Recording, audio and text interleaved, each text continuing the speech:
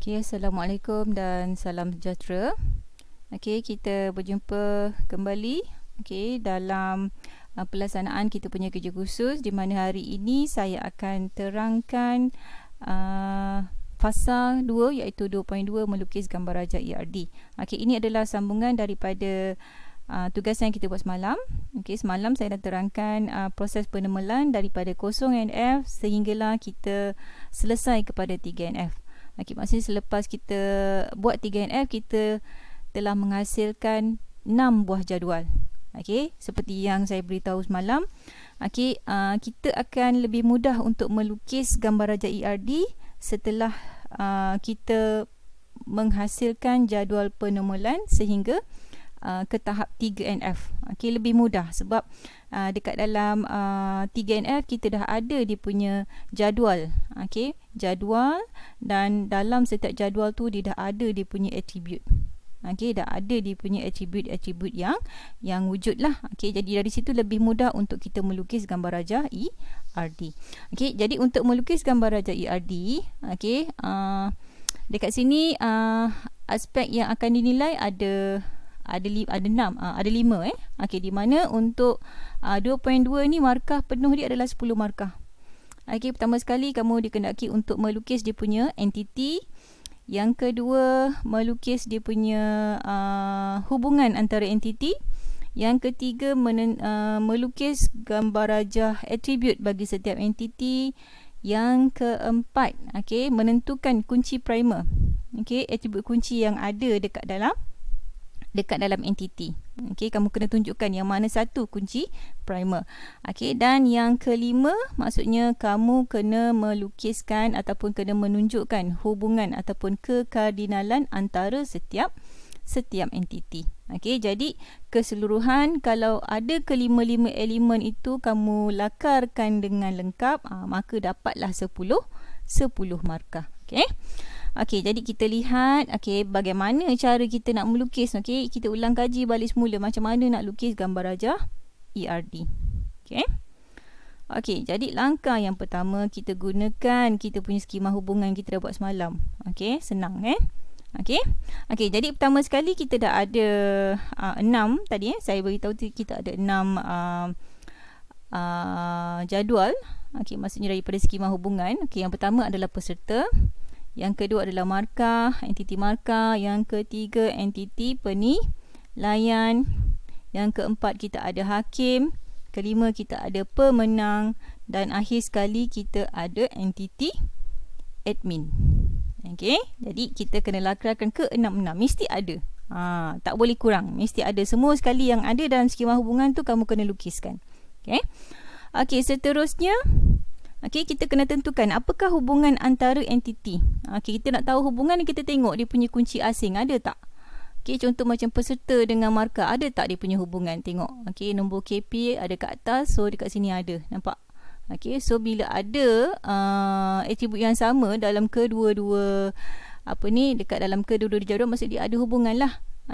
Maksudnya peserta bila dia masuk pertandingan, maksudnya dia dapat markah akan dipaparkan. Kemudian antara markah dengan admin, ada tak markah dengan admin? Markah dengan admin ada. Jadi markah dengan admin sebab apa? Sebab admin lah yang akan mengesahkan markah yang diperolehi oleh peserta. Admin yang akan mengesahkan markah yang diperolehi oleh peserta. Kemudian kita lihat antara admin dengan hakim. Ada tak admin dengan hakim? Admin dengan hakim ada ni, nampak kan? Dekat dalam admin dengan hakim, sekejap, ID hakim dengan admin, sekejap hakim dengan admin, dia mestilah ada kan? Sebab admin yang akan mendaftarkan hakim. Dia ada sebenarnya. Admin dengan hakim dia ada hubungan sebab admin yang akan mendaftar hakim. Seterusnya antara hakim dengan penilaian. Hakim dengan penilaian. Dekat sini penilaian. So ada hubungan. Okey, di mana hakim lah yang akan menilai peserta dengan memberi markah. Dia menilai peserta. Bagaimana dia menilai? Dia memberi markah. Okey, dan kemudian antara penilaian dengan markah. Penilaian dengan markah pun ada hubungan dekat sini. Okey, so setiap penilaian tu mesti ada markah. Okey, maksudnya kriteria tu mesti ada markah. Dan akhir sekali adalah peserta dengan pemenang. Okey, di mana peserta dia mesti ada dia mesti ada ni lah, bila dia masuk pertandingan mestilah ada siapa pemenang dia kan. Okey, so setiap peserta bila masuk pertandingan mesti ada pemenang dia. Okey, so itu dia punya hubungan lah, hubungan antara entiti yang wujud. Okey, yang wujud yang kalau kita lihat berdasarkan kepada skema hubungan yang kita dah buat semalam. Okey. Okey, seterusnya kita yang ketiga Yang ketiga kita kena senaraikan, kita kena lukiskan atribut yang ada bagi setiap entiti. Okey, sebagai contoh kalau kita lihat yang pertama sekali peserta. Peserta dia ada nombor kad pengenalan, dia ada nama peserta, dia ada kelas, dia ada telefon. So senaraikan semua sekali. Okey, nombor KP, nama peserta, kelas dan juga telefon. Okey, seterusnya untuk entiti yang kedua, markah. Okey, ada ID markah. Okey, kenapa kita tak nyatakan nombor KP, kemudian ID penilaian, ID hakim dekat dalam ni? Okey, sebab yang ini semua sekali adalah kunci asing. Dia adalah kunci asing, sebab tu kita tak masukkan. Okey, tapi dia ada hubungan sebenarnya. Okey, dia ada hubungan antara setiap satu. Okey.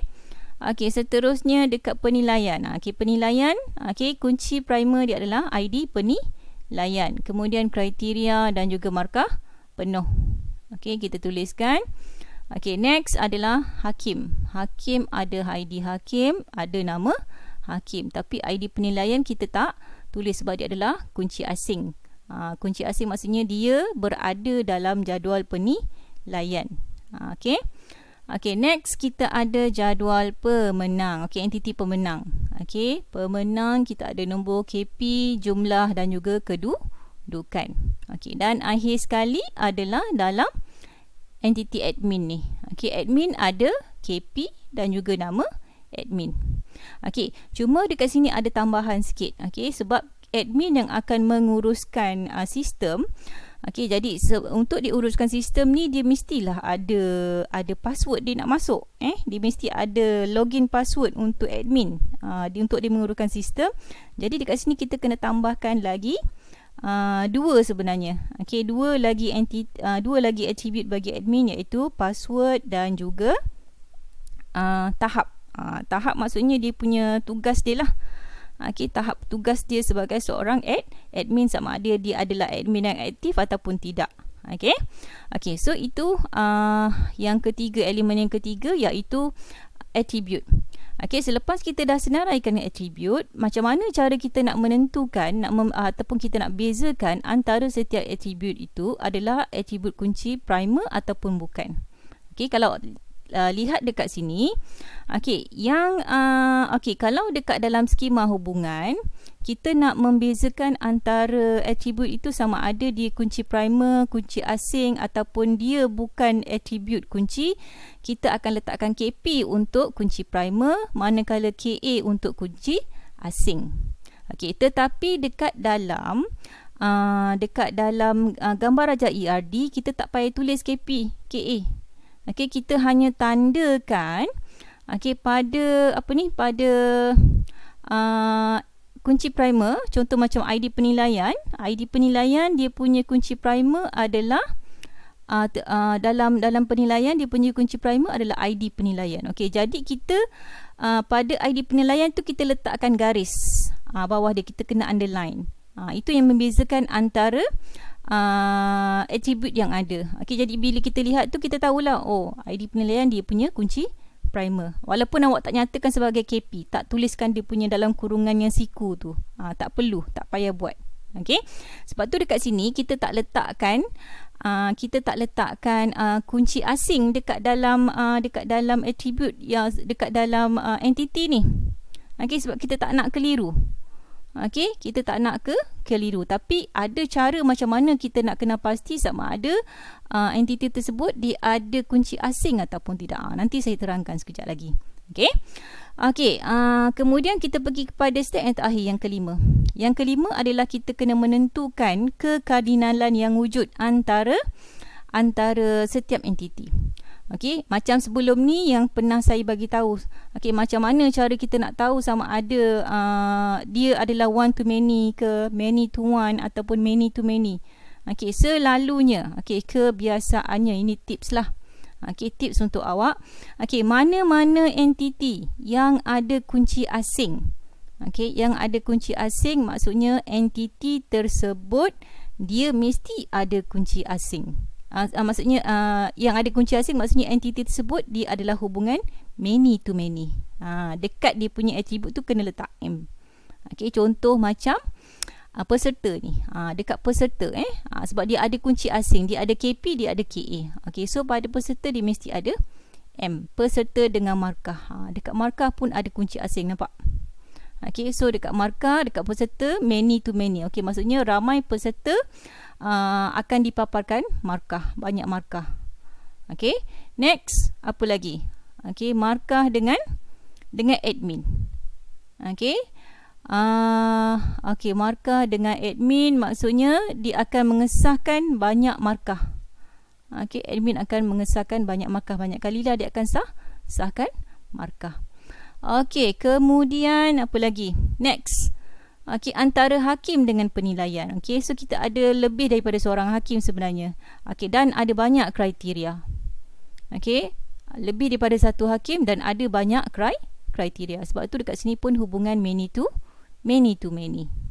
Okey, next adalah hubungan antara admin dengan hakim.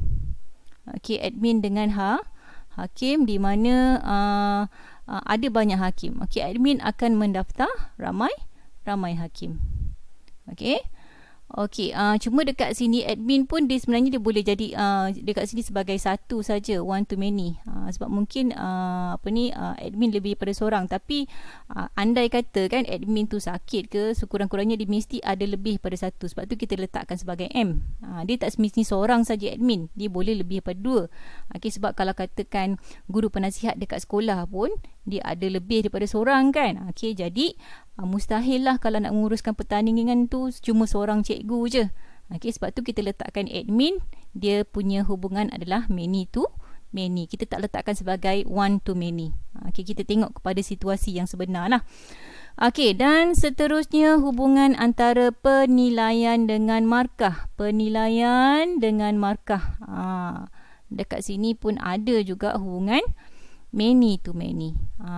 Okey. Okey, sebab hakim dia ada hubungan dengan markah kan. Okey, sebab hakim yang menilai markah. Okey, secara tak langsung dia melibatkan many to many juga dekat sini.